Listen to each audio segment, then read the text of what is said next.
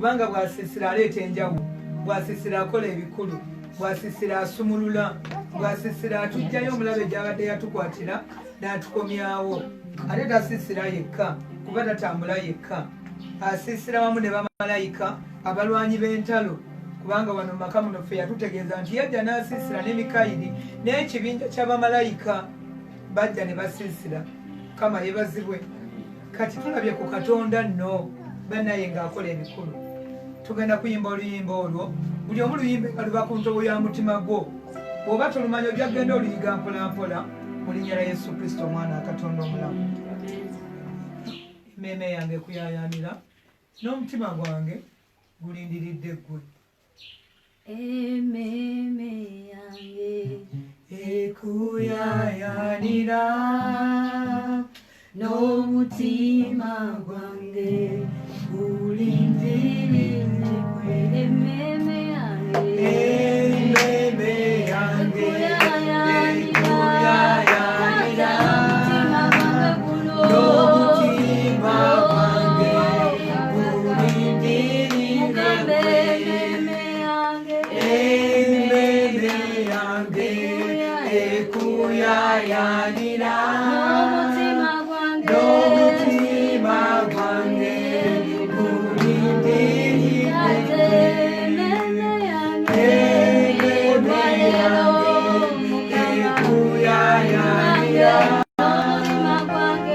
n'omutima gwange gulindiridde ggwe. Emmeeme yange ekuyaayaanira n'omutima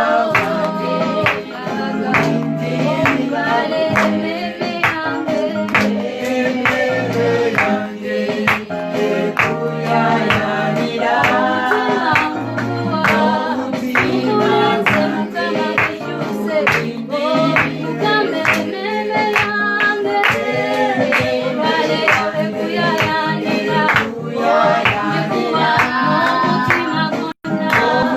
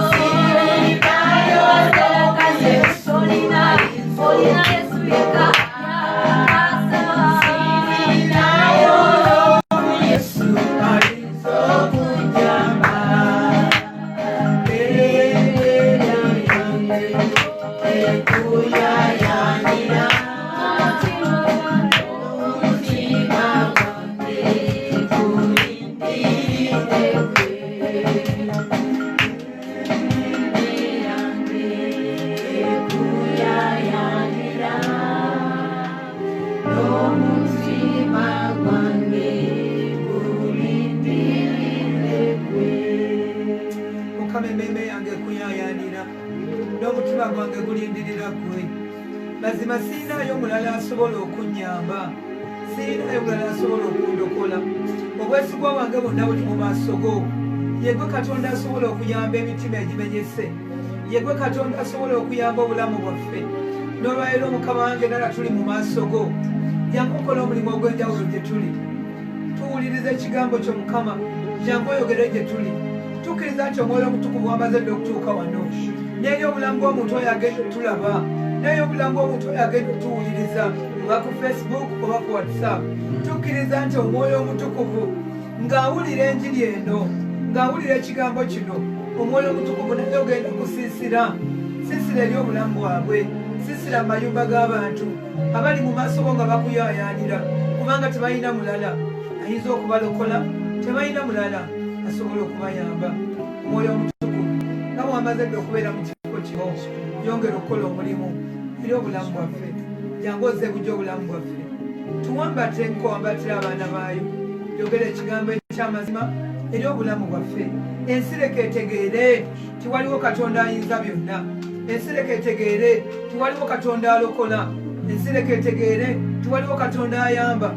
Ensireka etegeere ti waliwo Katonda awonya. Bwe banakutegeera Mukama, n'oyamba obulamu bwabwe. Mulaba alina bangi baasibye, mulaba alina bangi balemeseza okusumululwa, naye olw'erinnya lye ery'amaanyi ogenda kusumulula obulamu bwabwe. Waliwo abantu b'ogenda okutolosa okuva mu mikono gy'omubi. Waliwo abantu b'ogenda okutolosa okuva eri obusaale bw'omulabe. Bwe Katonda eyantolosa, beerako n'abasajja n'abakazi b'otolosa. Tunakuwanga ekitiibwa n'ettendo kubanga oli Katonda. Erinnya ettukuvu ligulumizibwe mu Kristo Yesu Mukama waffe mwe tusabidde nga twebaza. Amen. Erinnya lya Mukama lyebazibwe. Kansaba otuleko wansi mu linnya lya Mukama waffe Yesu Kristo. Njagala nnyo okwebaza Katonda kubanga tuwadde ekisa. Tuli wano nga famire. Haleluya. Katonda atukuŋŋaanyiza wamu. Bayibuli egamba nti agwo ekiri ekirungi abooluganda okutuula wamu nga batabaganye. Tukulinga amafuta ag'omuwendo omungi agakulukutira ku kirevu kya Alooni. Twebaza nnyo Mukama kubanga atuwadde ekisa. Ekisa kye Bayibuli ekyogerako nti kya lubeerera, n'okusaasira kwe kwa mirembe egitakoma. Ye Katonda afubye okutuwa ekisa. Ye Katonda afubye okutukuuma. Embeera tebadde nnyangu, naye tukkiriza nti egenda kuggwaako. Haleluya. Tubadde mu kalantiini wa COVID-19 okumala ebbanga. Tugenda kati myezi nga3. Naye tugenda myezi 4. Naye twebaza Katonda kubanga atuwadde ekisa. Katonda atukuumye, Katonda atuluŋŋamizza, Katonda atuwadde n'ekisa. Ko ne tabadde ayogera naga nti bane bw'obeera mu mbeera eno ebadde efaanagana bweti nga tomanyi kusaba, nga toyize kusaba, nzikiriza naawe andaba eyo gy'oli naawe oyigiddeyo okusaba, kubanga kino kyatujjirira kuyiga kusaba. Bayibuli egamba nti mwekweke mu bisenge by'amayumba gammwe. Mu butuufu nno tubadde twekwese, buli muntu abadde yeekwese. Waliwo abadde beekwese mu bisenge nga banoonya Mukama. Oli nga abadde mu kusaba n'okusiba okumala emyezi 4 bukya batuggalira, oli nga asaba. Waliwo abaddemu emyezi 2, waliwo abaddemu emyezi 3, waliwo abaddemu omwezi gumu, waliwo abaddemu ennaku. Naye ffenna twebaza Katonda kubanga buli muntu abadde yeekwese. Maduuka gabadde gaggaliddwawo, tubadde tukyatambula, tubadde tutudde nga tulindirira Mukama. Naye nina ekigambo Omwoyo Omutukuvu kyaladde ku mutima gwange kyetugenda okubeera nga tukyeyalingako amakya gano ag'olwaleero oba olunaku luno olwaleero mu linnya lya Mukama waffe Yesu Kristo. Olunaku lwajjo twali mu kusaba, Omwoyo Omutukuvu n'ampa ekigambo kino era n'olwaleero nannuŋŋamya kyeyalingako naawe ndaba n'ampuliriza. Tugenda kubeera nga tugenda mu Bayibuli zaffe mu kitabo kya Isaaya essula ya 59. Isaaya 59. Tugenda kutandikira ku nnyolwe 12. Omwoyo Omutukuvu ow'amazima nga tugenda okusharinga ekigambo kino, jangu obeerewo, jangu oyongere okigaziya eri emitima gyaffe, eri obulamu bwaffe, kubanga emmeeme zaffe ziyayaanira ggwe. Buli muntu ali wano emmeeme ye yayaanira ggwe okola omulimu ogw'enjawulo gye tuli, naffe tutwakugulumiza mu Kristo Yesu Mukama waffe. Amiina. Ngenda kusaba oluganda John Genesis ansomereko tujja kweyongera tujja kutambula mpolampola naye tujja kutuuka omwoyo omutukuvu wanaatuganya okutuuka mu linnya lya Yesu omwana wa Katonda omulamu. Nnyiri wa 12 Isaaya essula 59 olunyolo 12. Kubanga okusobya kwaffe kweyongedde mu maaso go n'ebibi byaffe be bajulirwa gye tuli. Kubanga okusobya kwaffe kuli naffe n'obutali butuukirivu bwaffe nabwo tubumanyi. Mukama yeebazibwe nti kubanga okusobya kwaffe kweyongedde mu maaso gaffe. Haleluya. Waliwo abantu bangi ku mulundi guno abalabye Katonda, ate waliwo abantu bangi omulabe bawaludde ng'asembeza emabega. Ojja kwesanga abasajja n'abakazi abakkiriza Kristo okubeera omulokozi waabwe nga bambi ate omulabe abawaludde mu kiseera kino kye tubaddemu n'abaddiza ddala emabega ng'oli yasanyuka busanyusi n'aga nti bannange batuwonyeza ku kusaba, leka tusooke tuwummulemu, ate bwe batuggulirawo olwo tuliddamu ate ne tukoleera buto ne tweyongerayo mu kusaba. Naye Bayibuli etugambye nti okusobya kwaffe kweyongedde mu maaso ga Katonda. Okusobya kwo kutuuseewa mu maaso ga Mukama. Okusobya kwo kutuuseewa mu maaso ga Katonda. Katonda amanyi amagenda go, Katonda amanyi obulamu bwo. Bayibuli egamba nti mu maaso ga Mukama tulinga obuwuka obutono ennyo. Amanyi buli muntu kubanga akumanyi okuba ku luviiri oluli ku mutwe gwo okutuuka eddala wansi ku bigere ebyo. Naye bw'agamba nti okusobya kwe kweyongedde, kino kye kiseera nga tugenda okubeera nga tuggulirwawo okweyongera okuddamu, kuba buli muntu gyali agamba nange baggule amakanisa batuleke tusabe, batuleke tusabe. Yes, bajja tuleka nga tusaba, naye nga tebannatuleka kusaba. Gwe nga gwe ssekino omusooka weekolemu omulimu. Akaseera kasigadde katono tuggulirwewo, naye bw'obanga owulira nga okusobya kwe kukyayinza amaanyi, sooka weekwekeko. Weekwekeko maaso ga Katonda. Leka kubeerawo ng'owulira buwulizi mirembe. Leka kubeerawo nga tolina bw'otuuse. Bayibuli etugambye mu Isaaya 5:12 tukubanga okusobya kwaffe abange kweyongedde mu maaso ga Katonda, nti n'obubi bwaffe bwe bujulirwa gye tuli. Ebibi by'okola bifuuse omujulirwa, bye bikujulirira. Bayibuli egamba mu kitabo ky'okubikkulirwa nti omuntu ebikolwa ebibi by'akola bigenda kugenda naye, n'ebikolwa ebirungi by'okola bigenda kugenda naawe. Ku lunaku olw'enkomerero bigenda kuba mujulirwa nga nobadde bwe biri omujulirwa eri obulamu bwo. Biki by'okola mu kyama bibeera nno mujulirwa. Biki by'okolera ku ssimu yo? Essimu zino zituleetedde obuzibu bw'amaanyi nnyo. Essimu yo by'okolerako ye mujulirwa. Ebyo by'okolerako ebibi ku ssimu yabyejulirwa eri obulamu bwo, kubanga tebigenda kusanguka newankubadde gw'obiririitingamu, naye mu maaso ga Katonda bisigala nga biriko siiru, nga bigenda kubeera mujulirwa ku lunaku olw'enkomerero. Kama yeebazibwe. Obikoledde mu kyama, obikoledde mu nnyumba yo, obikoledde mu ddiiro lyo, obikoledde mu kisenge kyo, obikoledde wa tutasobola kulaba ffe ng'abaana b'abantu. Naye Bayibuli egenze maaso nga nti n'ebibi byaffe be bajulirwa gye tuli. Ekiseera kye tulimu buli muntu yeekube mu kifuba. Tokkiriza kibi kyo kubeera mujulirwa. Kola eby'obutuukirivu, ebyo bibeere omujulirwa eri obulamu bwo. Ebiseera bye twakoleramu ebitali bya butuukirivu, Bayibuli egamba nti ebiro eby'obutamanya Katonda teyabikola ki? Teyabijjukira. Bw'ova mu kibi bw'oti n'oyingira eri Kristo, bino byonna byonna by'obadde okola eby'obubi emabega, Katonda tabijjukira. Gwandaba, gwampuliriza, by'obadde otambuliramu eby'emabega, bw'osalawo olwaleero, awo Katonda w'atandikira okubalira. Haleluya. W'otandikidde wakubalira.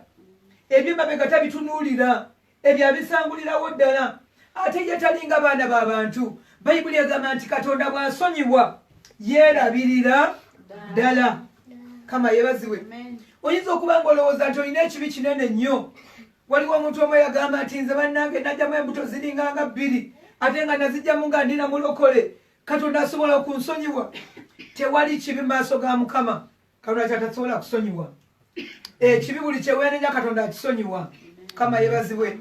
Oyinza okuba ojjamu embuto eziwera, oyinza okuba obbi okubba okunene, oyinza okuba oyenza okwenda okunene, oyinza okuba ng'okoze ebibi by'olowooza nti biyinze mu maaso ga Katonda.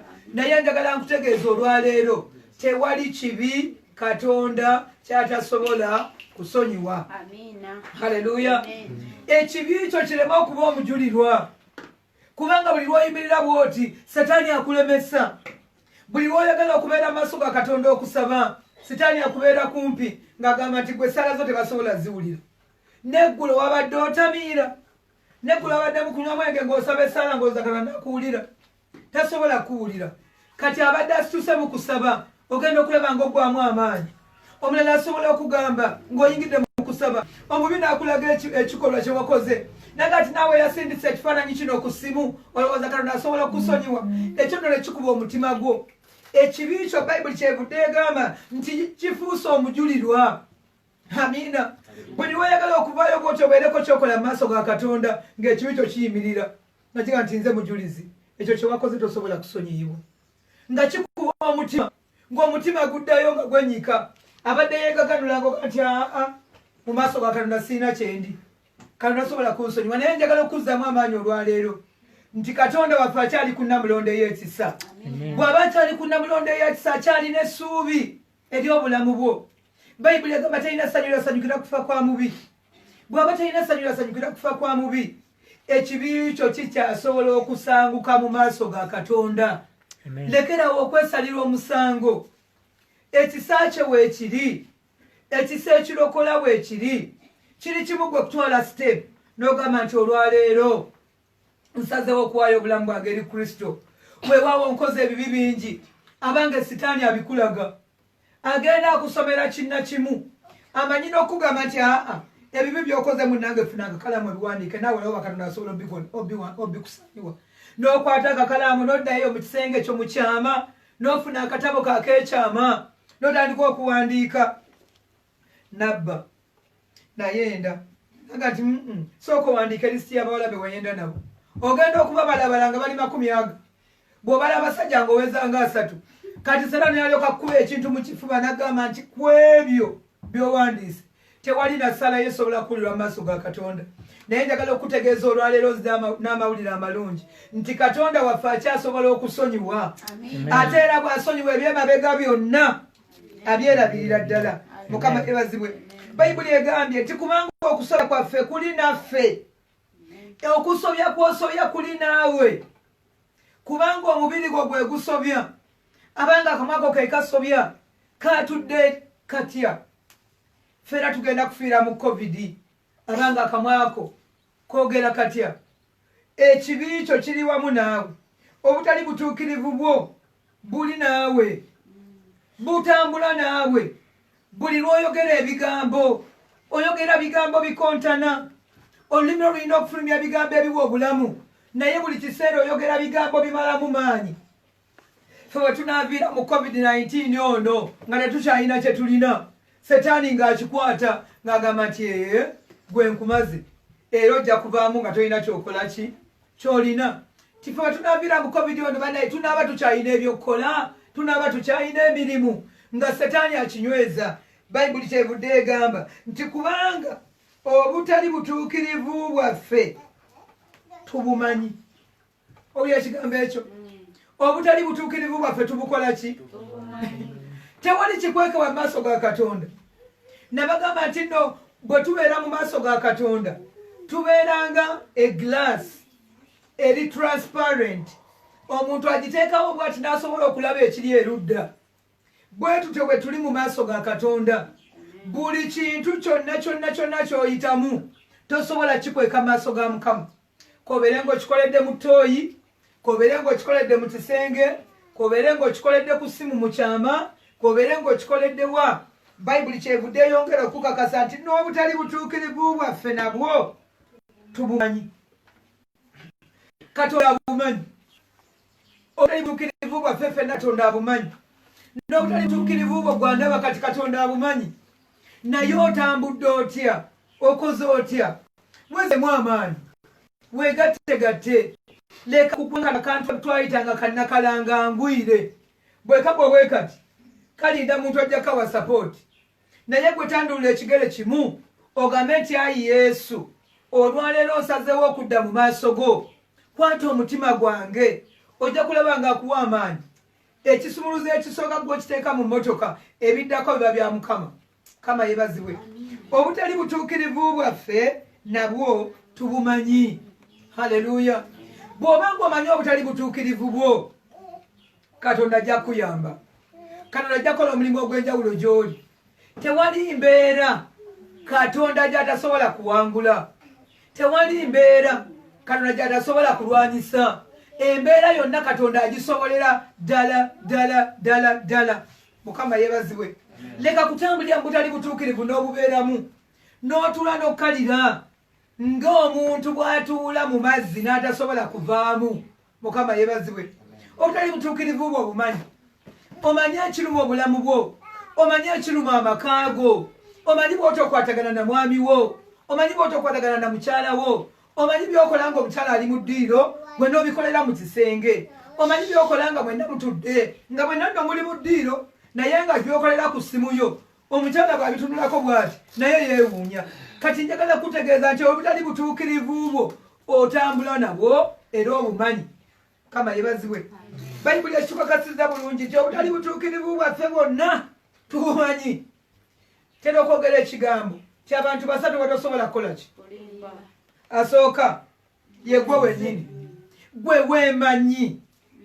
Nakati wenjogerera weetegeera, nekyopulanningidde okukola okimanyi, ne we wasuza omanyiiwo, nekyewasuza okola okimanyi. Gwe wennyini tosobola kwerimba. Omuntu owokubiri gwe tosobola kulimba ye Katonda. Katonda amanyi emitima. Bayibuli egamba nti akema emmeeme. Amanyi buli mmeeme ya buli muntu. Amanyi puroguramu gy'olina, amanyi obulamu bwe buli, gy'olowooza okulaga amanyiyo, ky'olowooza okukola akimanyi. Omuntu owokusatu asinga okunkwasa ennyo ennaku akumanyi ye Sitaani. Sitaani akumanyi. Era ne bw'ogenda bw'oti mu kyaki, akulekawo w'ofukamidde ku katto k'omu kyaki, naga nti fukamira, oluvaawo bw'oti ku katto k'omu kyaki nga twekwatagana nga twetwala. Atumanyi, atukwasa nnyo ennaku. Ky'ova olaba nti buli muntu ategedde amazima ganyina mufuula wa ddembe. Beera n'ennaku okubeera nti Sitaani akumanyi. Olyoke okole Katonda ky'ayagala. Ogaye nti leka mmanyeeko ng'omusajja oba omukazi atambulira mu butukuvu ne mu butuukirivu. Bw'anaakumanyako ekyo tajja kusemberera. Bw'anaakumanyako ekyo ajja kulengerera wala nga talina access esembera ku bulamu bwo. Kama yebazibwe. Yiga okwekomera olukomera. Olukomera on'olwekomera otya ng'otambulira mu butukuvu ne mu butuukirivu. Kama yebazibwe.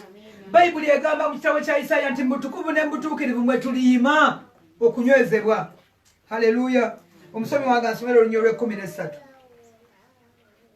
Nga tusobya era nga twegana Mukama, era nga tukyuka okugoberera, era nga tukyuka obutagoberera Katonda waffe. Nti nga tusobya. Mukama yebazibwe. Nga tusobya era nga twegaana ani? Nga twegaana Mukama. Waliwo abantu bangi nnyo mu COVID abeegaanyi Mukama. Tisinga Mukama abaddewo lwaki tuli mu lockdown eno. Kale oba singa Mukama yaliwo lwaki baggala amakanisa. Mukama yandigalwaniridde ne batagaggala. Nti nga tusobya, nga twegaana Mukama. Awo wali mu kisenge kyo munnange osobola okwegaana Mukama nga tomanyi. Ng'ogamba balokole nga basaba naye ne tulaba kigenda mu maaso. Singa ddala Mukama yali gyali bandibadde batuta mu mwezi gumu. Twandibadde tukola emirimu gyaffe kinnawaddanga bwe twagikolanga. Naye njagala okutegeeza weetunule munda mu bulamu bwo. Katonda alina ensonga. Buli kintu kyakola kikola olw'ekigendererwa eky'obwa Katonda. Atulekeddewo akaseera kano tweseetinge. Akulekeddewo akaseera kano weetereeze. Bino bye biseera bye tulimu. Tuli mu biseera eby'oluvannyuma eby'okudda kwa Mukama waffe Yesu Kristo. Omwoyo Omutukuvu yali ayogerako nange. Nangamba Saala, wasigadde akaseera katono. Akaseera kasigadde katono. Era buli kyenkola nkikola mangu kubanga akaseera kasigadde katono. Era gye ngenda okutuma, buli gye ngenda okutuma ngenda kutuma ku sipiidi kubanga akaseera kasigadde kaki? Katono. Kati tuli mu biseera bya luvannyuma. Bw'obanga okyattaaganaaga, bw'obanga okyalowooza eno n'eri, bw'obanga okyalina embeera ekyasobola okutwala obulamu bwo n'ekumalawo, Bayibuli kyevudde egamba nti nga tusobya era nga twegaana Mukama.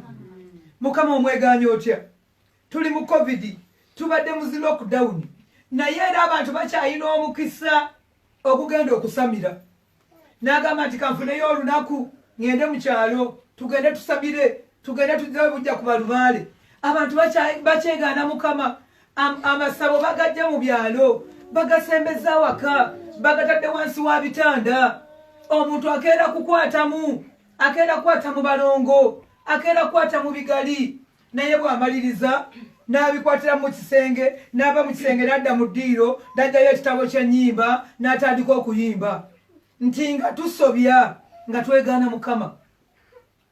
Ekifaananyi ky'olaga wano olwaleero ng'oli mu kyaki wakiraganga katonda akuwadde ekisa weekebere bwe kennyini weesootinge weebale nnyo weebalire ddala sente z'owa mu kkanisa weebale nnyo weebale ddala ekimu eky'ekkumi ky'owa mu kkanisa naye katonda tebamuwanguzi kama yeebazibwe.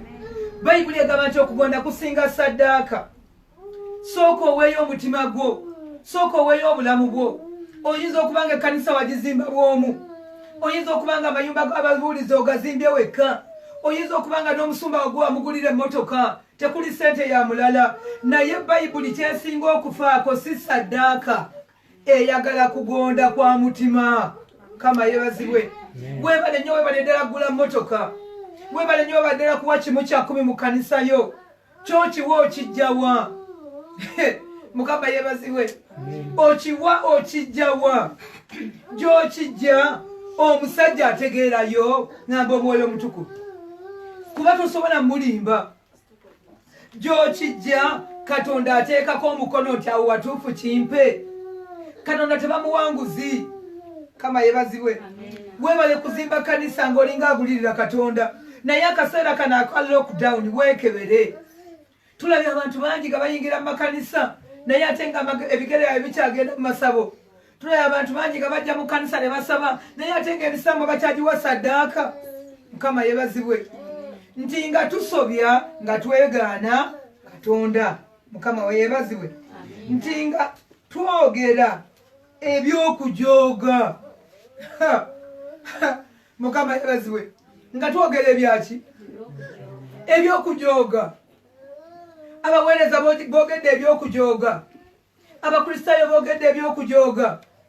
Olinga yanyumiriza nti nze va mu kyaki nengenda n'ennyimba mava mu kwenda nengenda n'ennyimba n'ayimba n'agamba nti katonda nga talina kibi kye yali ankoze nze ndaba katonda akikkiriza buli kyenkola.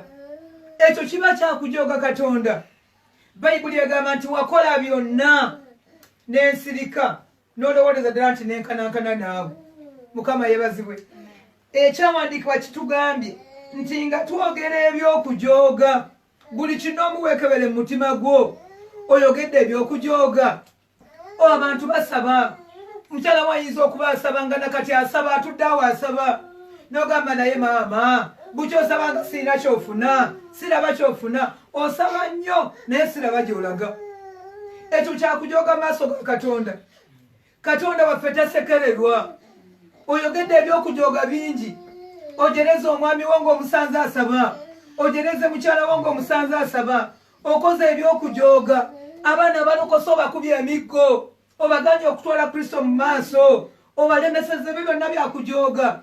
Bwe tutuuka n'offe ku bakabona tumala okukola bye tukoze ne tumanya tuwalampa ebituuti ne tugamba nti tulaba nti katonda yakoze katonda yabaddewo twogera byakujooga. Mukama atukwatirwe ekisa tulekerawo okwogera ebyokujooga. Kama yeebazibwe.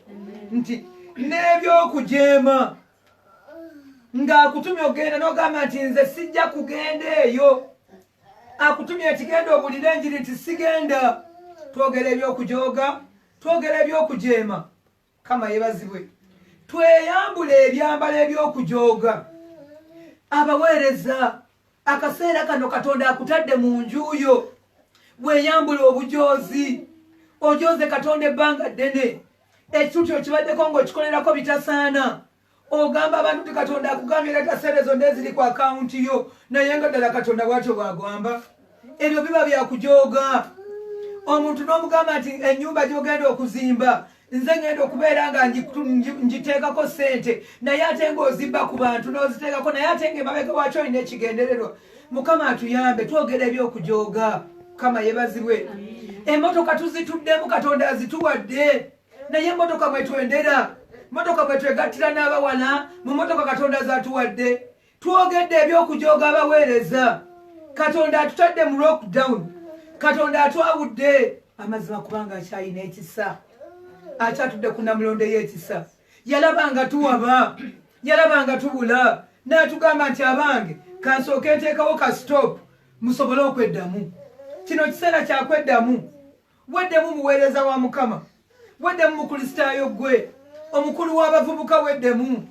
Omukulu wa kwaya weddemu. Mu abakulemberazi worship team weddemu. Abakulembera amakanisa gaffe weddemu. Mukama yebazibwe. Atutadde mu lockdown kweddamu. Kiseera kya buli muntu kweddamu.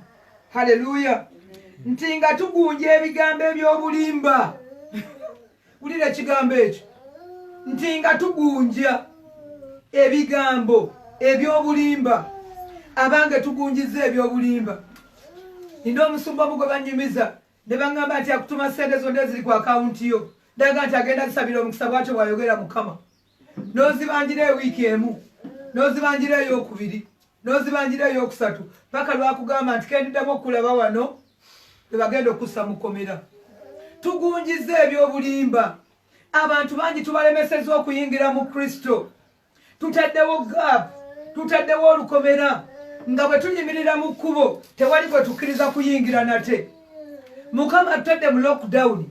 Tuyige okukakkanako. Tuyige okugonda tuve mu kkubo ly'abantu bayingire. Ffe tuba twalemererwa tuleke abantu bayingire. Haleluya. Tulekerawo okugunja eby'obulimba. Ng'oyiiya w'onoofunira. Abange Katonda waffe mwesigwa. Bw'abanga yatandika omulimu omulungi mu ffe era yagenda ogukola ki? Yagenda ogumaliriza. Tinga tugunja ebigambo eby'obulimba era nga tubyogera okuva mu mitima gyaffe. Amiina. Tugunjiza eby'obulimba ate era munnange ne tubyogera kubanga tewali kikugwako ng'oli awo ku kituuti. Era okirowooza, ojja okirowooza mu mutima gwo n'otandika okiseetinga ng'olina ky'oyagala nno kyakutuukiriza kuyayana kwa mutima gwo. Twebaza Katonda emmotoka ennene azituwadde naye ate waliwo abalina ennene nga Katonda si azibawadde. Nga bigambo byakugunja mu mutima gwabwe gwe gubawadde ebyo. Amayumba tugazimbye amanene naye ate waliwo Katonda gatuwadde, naye ate waliwo abalala nga bagazimbye naye nga bagazimbye mu kugunja bigunje bya mitima gyabwe. Naye njagala okutegeeza olwaleero munnange wakyaliwo ekisa, wakyaliwo essuubi. Omuti bwe gubanga gutemeddwa gugenda kuddamu guloke nate. Katonda atadde mu lockdown olw'ekigendererwa. Kama yebazibwe. Tugenda kusoma katusome olunyiriri olusemberayo ddala lwa 21. Ojja kusoma ennyiriri ezo zonna ng'Omwoyo Omutukuvu bw'anaaba akuluŋŋamizza. Olwa 21.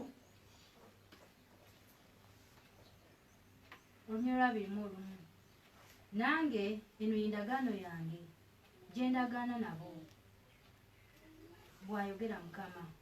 Omwoyo gwange oguli ku ggwe n'ebigambo byange ntadde mu kamwako,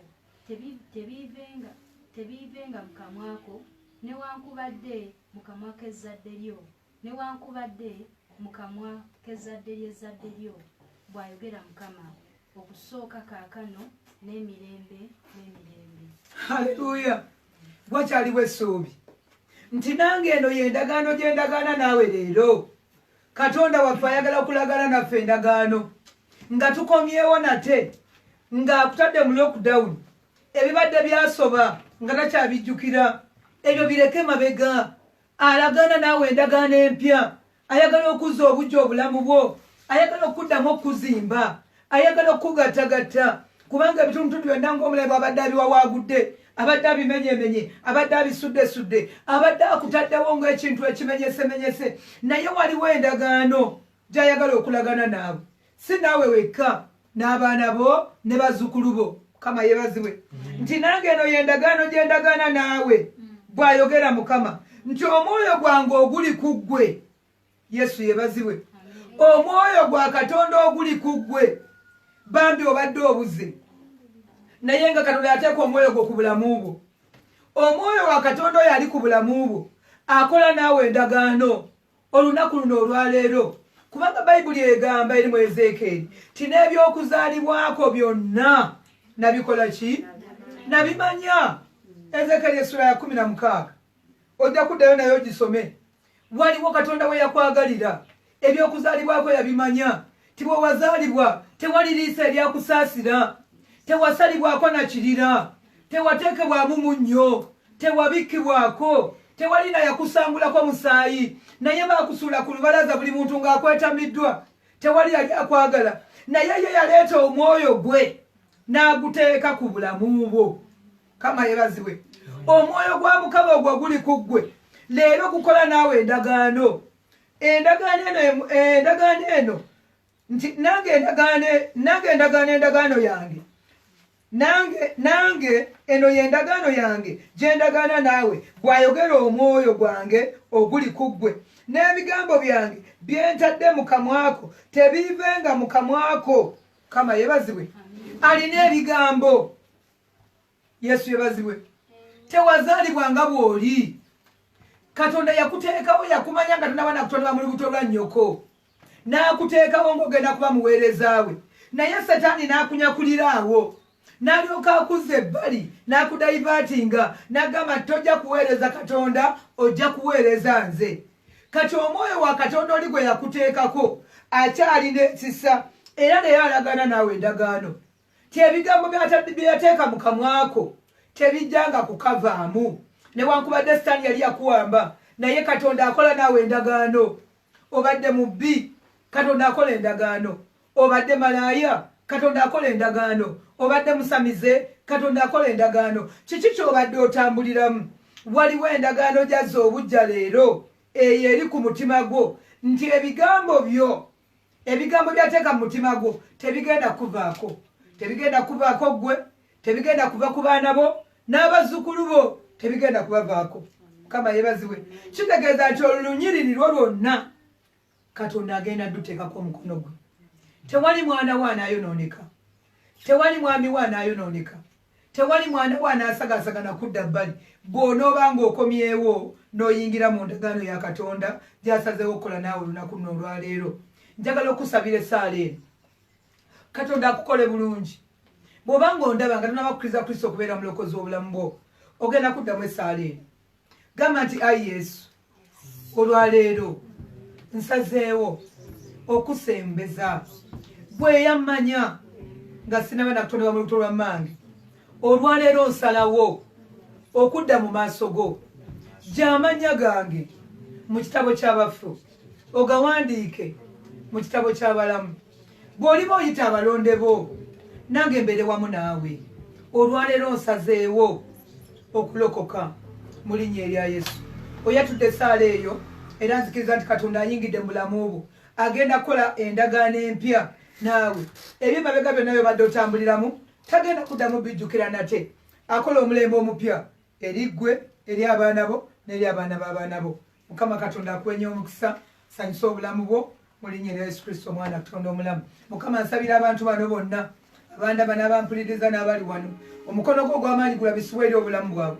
Ekisa kyo kibeetooloole, weerage gye bali nga bw'oli Katonda ow'amaanyi. Akaseera k'obawedde ng'obakwese, leka bazze bujja obulamu bwabwe. Katonda bange bagende okukwekulwa ng'olina bw'otuusiza obulamu bwabwe. Bagende okukwekulwa nga waliwo essuubi eddamu eri obulamu bwabwe, ng'otadde ebigambo ku kamwa kaabwe. Omuntu yenna byatagenda kuwakana nabyo, sonyiwa obutali butuukirivu bw'abantu bano, sonyiwa obutali butuukirivu bw'abantu abawulira abandaba, sonyiwa ebikolwa byabwe. Waliwo abadde agamba nti nze nakola bingi, simanyi nti Katonda asobola okunsaasira. Naye ye gwe Katonda okyatudde ku namulondo y'ekisa. Ekisa kyo kikyaliwo, era omwoyo omutukuvu lumiriza ensi olw'ekibi n'omusango.